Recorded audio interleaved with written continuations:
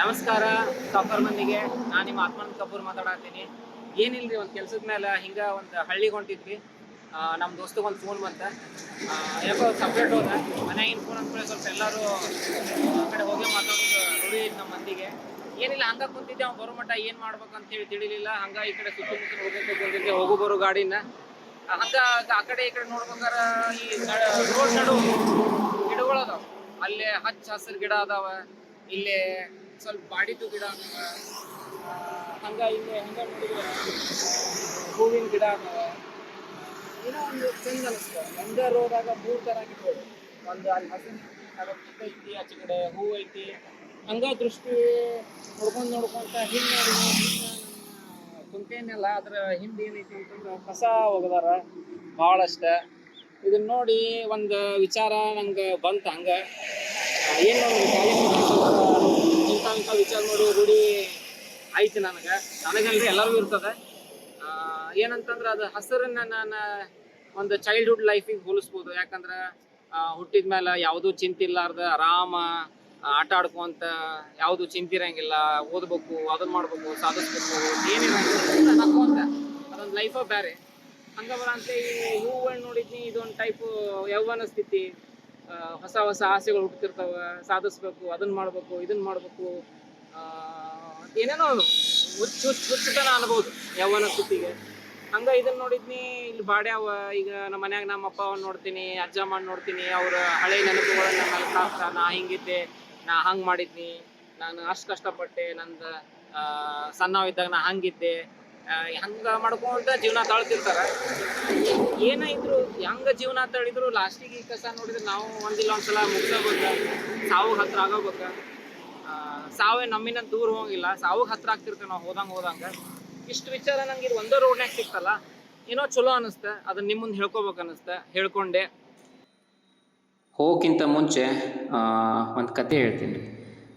ನಾ ಮುಂಜಾನೆ ವಾಟ್ಸಪ್ ನೋಡ್ಕೊತ ಕುಂತಾಗ ಗ್ರೂಪ್ನಾಗ ಒಂದು ಮೆಸೇಜ್ ನೋಡಿದ್ದೆ. ಅದ್ರಾಗ ಸಾವು ಏಕೆ ಮುಖ್ಯ, why death is so important ಅಂಥೇಳಿ ಒಂದು ಆರ್ಟಿಕಲ್ ಇತ್ತು. ಅದನ್ನು ಓದಿದೆ. ಅದ್ರಾಗ ಈ ನಾವೆಲ್ಲ ಸಾವಿಗೆ ಯಾಕೆ ಹೆದರ್ತೀವಿ, ಹುಟ್ಟು ಸಾವು ಜಗತ್ತಿನ ಒಂದು ನಿಯಮ, ಈ ಬ್ರಹ್ಮಾಂಡ ತನ್ನ ಸಮತೋಲನ ಕಾಪಾಡೋಕ್ಕೆ ಹುಟ್ಟು ಸಾವು ಅನ್ನೋದನ್ನು ಸೃಷ್ಟಿ ಮಾಡೈತಿ. ಇವೆರಡೂ ಹುಟ್ಟು ಸಾವುಗಳ ಮಧ್ಯೆ ನಮ್ಮ ಜೀವನ ನಡೆದದ. ಅದ್ರ ಜೊತೆಗೆ ಒಂದು ಕತೆ ಇತ್ತು. ಏನಂತಂದ್ರೆ, ಒಂದು ಊರಾಗ ಒಬ್ಬ ರಾಜ ಇರ್ತಾನಂತ. ಆ ರಾಜ ಭಾಳ ಪ್ರಬಲ ಇರ್ತಾನಂತ, ಸಂಪತ್ತು ಇರ್ತೈತಂತ, ತನ್ನ ರಾಜ್ಯದ ಜನಗಳನ್ನೆಲ್ಲ ಭಾಳ ಆರಾಮಿಟ್ಟಿರ್ತಾನಂತ. ಆದ್ರೆ ರಾಜಾಗ ಒಂದು ಹೆದರಿಕೆ ಇರ್ತಿತ್ತಂತ್ರಿ. ಇಷ್ಟೆಲ್ಲ ಮಾಡಿದ್ನಿ, ಒಂದಿಲ್ಲ ಒಂದು ಸಲ ನಾ ಸಾಯ್ಬೇಕಲ್ಲ, ಇದನ್ನೆಲ್ಲ ಬಿಟ್ಟು ಹೋಗ್ಬೇಕಲ್ಲ ಅನ್ನೋದು ಒಂದು ಮನಸ್ಸಿಗೆ ಕಿರಿಕಿರಿ ಇರ್ತೈತಂತ್ರಿ ಅವಂಗೆ. ಅದಕ್ಕೆ ಉತ್ತರ ಹುಡುಕ್ಬೇಕು ಅಂಥೇಳಿ ಅದೇ ವಿಚಾರನಾಗಿದ್ದಾಗ ಅವನ ಸಾಮ್ರಾಜ್ಯದ ಮುಂದೆ, ರಾಜ್ಯದ ಮುಂದೆ ಒಬ್ಬ ಋಷಿಮುನಿ ತಪಸ್ಸಿಗೆ ಕುಂತಿರ್ತಾನಂತ. ಹೋಗಿ ಅವ್ರನ್ನ ಕೇಳ್ಬಿಡುನು, ಹೆಂಗೂ ಋಷಿಮುನಿಗಳು ಜ್ಞಾನ ಭಾಳ ಇರ್ತದೆ, ಏನರ ಉತ್ತರ ಸಿಗ್ತೈತೇನ, ಪರಿಹಾರ ಸಿಗ್ಬೋದೇನ ಅಂಥೇಳಿ ಒಂದು ವಿಚಾರ ಇಟ್ಕೊಂಡು ಹೋಗಿ ಋಷಿಮುನಿಗಳನ್ನ ಕೇಳಿದಂತ. ಋಷಿಮುನಿಗಳ, ನನಗೆಲ್ಲ ನಾ ಜೀವನದಾಗ ಏನು ಅಂದ್ಕೊಂಡಿದ್ನಿ ಎಲ್ಲ ಮಾಡೀನಿ, ಆರಾಮು ಅದೇನಿ, ನನ್ನ ಕಡೆ ಎಲ್ಲನೂ ಐತಿ, ನನ್ನ ರಾಜ್ಯದ ಜನರು ಆರಾಮು ಅದಾರ.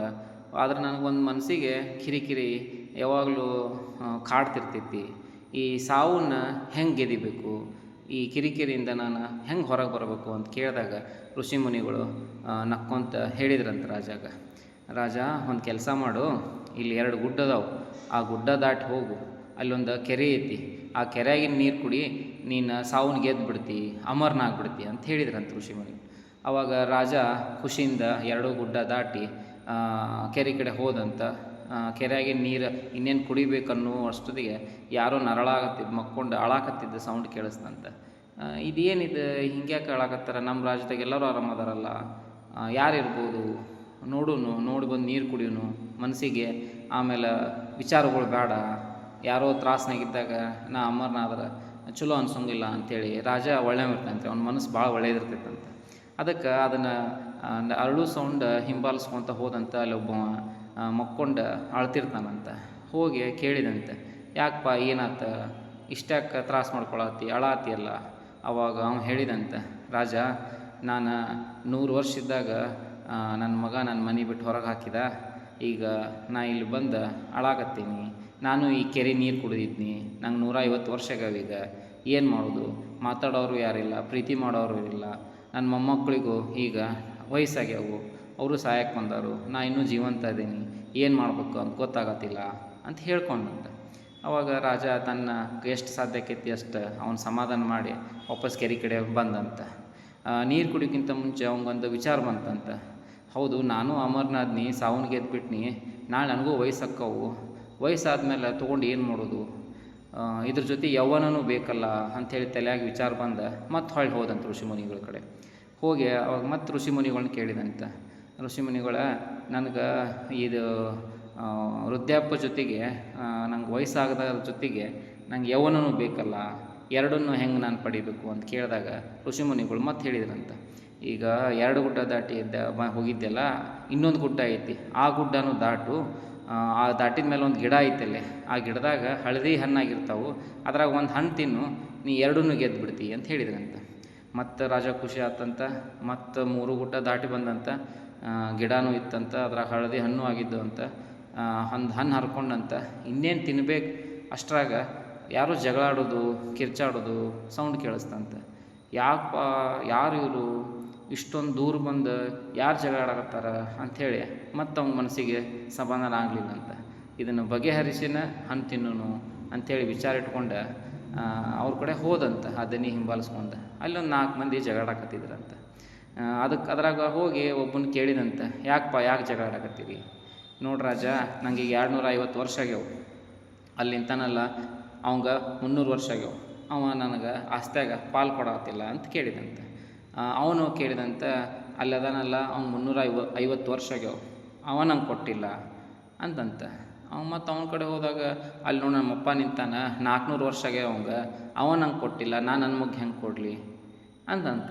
ಅವಂಗೆ ಮತ್ತು ವಿಚಾರಗಳು ಬರಾಕತ್ತು ಅಂತ. ಏನಪ್ಪ ಇದು ಸಮಸ್ಯೆ ಭಾಳ ದೊಡ್ಡದೈತಲ್ಲ, ಹೆಂಗೆ ಬಗೆಹರಿಸಿದು ಅಂತ ವಿಚಾರಕ್ಕೆ ಬಿದ್ದಂತೆ. 1-2 ಮಾತಾಡಿ ವಾಪಸ್ ಬಂದಂತ. ಬರೋ ಮುಂದೆ ಅವಂಗೊಂದು ವಿಚಾರ ಬಂತಂತ, ಇದು ಕೆಲಸ ಆಗೋದಿಲ್ಲ, ಇದು ಋಷಿಮುನಿಗಳನ್ನ ಕೇಳಿಬಿಡುನು, ಈ ಸಮಸ್ಯೆನ ಅವ್ರ ಕಡೆನ ಬಗೆಹರಿಸೋನು ಅಂತ. ಅಲ್ಲಿಂದ ಋಷಿಮುನಿಗಳ ಕಡೆ ಬರೋ ದಾರ್ಯಾಗ ಅವಂಗೆ ಜ್ಞಾನೋದಯ ಆತಂತ. ಇದು ಮುಗಿಲಾರ್ದ ಕತೆ, ಸಾವು ಇಲ್ಲ ಅಂತಂದ್ರೆ ಎಷ್ಟೆಲ್ಲ ಕಷ್ಟಗಳದಾವು ಜೀವನದಾಗ ಬಗೆಹರಿಸಲಾರ್ದಂಥದ್ದು ಅಂಥೇಳಿ ಅವಂಗೆ ಸೀದಾ ಬಂದು ಋಷಿಮುನಿಗಳಿಗೆ ಕಾಲು ಮುಗಿದ. ನಂಗೆ ಸಾವಿಂದ ಮುಖ್ಯ, ಸಾವು ಯಾಕೆ ಬೇಕು, ಸಾವು ಇಲ್ಲಂದ್ರೆ ಏನೇನು ಆಕ್ಕೈತಿ ಅಂತೆಲ್ಲ ಅರ್ಥ ಆಯ್ತು ಋಷಿಮುನಿಗಳು ಅಂತ ಕಾಲು ಮುಗಿದಂತ. ಅವಾಗ ಋಷಿಮುನಿಗಳು ಉತ್ತರಿಸಿದ್ರಂತ, ಸಾವು ಎಷ್ಟು ಮುಖ್ಯ ಅಂತಂದ್ರೆ, ಸಾವು ಐತಂತನ ಈ ಜಗತ್ತಿನಾಗ ಪ್ರೀತಿ, ನಂಬಿಕೆ, ಬದುಕೈತಿ ಅಂತೇಳಿ ಉತ್ತರಿಸಿದ್ರಂತ. ಏನಂತಂದ್ರೆ, ಇದರಿಂದ ಏನು ಅನ್ನಿಸ್ತಂದ್ರೆ ನನಗೆ, ಈ ಸಾವು ಇಲ್ಲಂದ್ರೆ ಕಥೆಗಳು ಮುಗಿಯಂಗೆ ಇಲ್ಲರಿ, ಮುಗಿಯಾಕೂ ಆಗಂಗಿಲ್ಲ. ಒಂದಿಲ್ಲ ಒಂದು ಸಲ ನಾವು ಸಾವು ಹತ್ರ ಆಗಬೇಕು, ಅದು ದೂರ ಏನು ಹೋಗಂಗಿಲ್ಲ, ಹತ್ತಿರ ಆಕೈತಿ. ಸೊ ಅದು ಬರೋಕ್ಕಿಂತ ಮುಂಚೆ ಪ್ರತಿದಿನ ಪ್ರತಿಕ್ಷಣ ಸಂತೋಷದಿಂದ ನಾವು ಖುಷಿಯಿಂದ ಇರಬೇಕು. ನಮ್ಮ ಸುತ್ತಮುತ್ತಲು ಏನು ನಮ್ಮ ಆಜುಬಾಜು ಇರ್ತಾರೆ ಅವ್ರನ್ನೂ ಖುಷಿಯಿಂದ ಇಟ್ಟು ಜೀವನ ಮಾಡೋದು ಭಾಳ ಚಲೋ ಅನ್ನಿಸ್ತು. ನಂಗೆ ಖುಷಿ ಆತ, ಅದನ್ನು ನಿಮ್ಮ ಮುಂದೆ ಹೇಳ್ಕೊಬೇಕು ಅನ್ನಿಸ್ತು. ಹೇಳ್ಕೊಂಡೆ. ಮತ್ತೆ ಸಿಗೋಣ ರೀ. ನಮಸ್ಕಾರ.